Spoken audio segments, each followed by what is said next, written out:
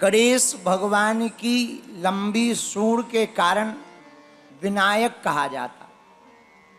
पर कभी तुमने विचार किया कि इतने विचित्र रूप वाले भगवान प्रथम पूज्य क्यों हैं? इनकी एक आदत है, इनके स्वरूप में सब कुछ समाहित है। मुख अलग, पेट अलग। कभी पेट को गौर से देखना, एकदम तुंग है, खूब बड़ा है, भारी पेट के हैं। अच्छा, भारी पेट का मतलब यह नहीं है कि तुम लोग भी भारी पेट बना के चलो।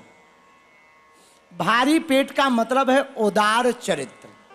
इतने उदार भाव के हैं, उदारता इनके अंदर कूट कूट करके भरी है। इसलिए तो इनको गज बदन कहा, और गज बदन के साथ विनायक कहा। सबके ऊपर विनयता के साथ में विघ्न को मिटा करके दया करने वाले कोई देवता हैं तो वो प्रथम पूज्य गणपति भगवान है।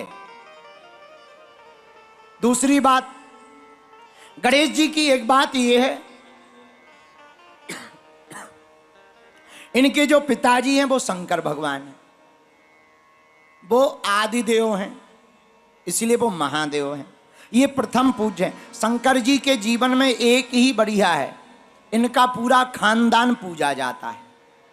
बाकी देवताओं का इतना लंबा खानदान नहीं पूजता जितना शंकर जी का पूजता है। और देवताओं की पत्नियां और पुत्र तक, शंकर जी का तो लंबा खानदान पूजता। शंकर जी स्वयं पूजते, पत्नी नवदुर्गा में पूजती।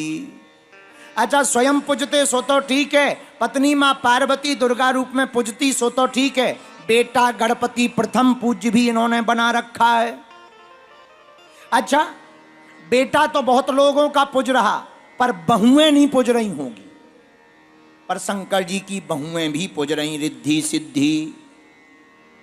अच्छा, बेटा और बहू और पत्नी, ये तीन तो किसी किसी के पूज सकते, पर नाती पोता नहीं पूजते होंगे।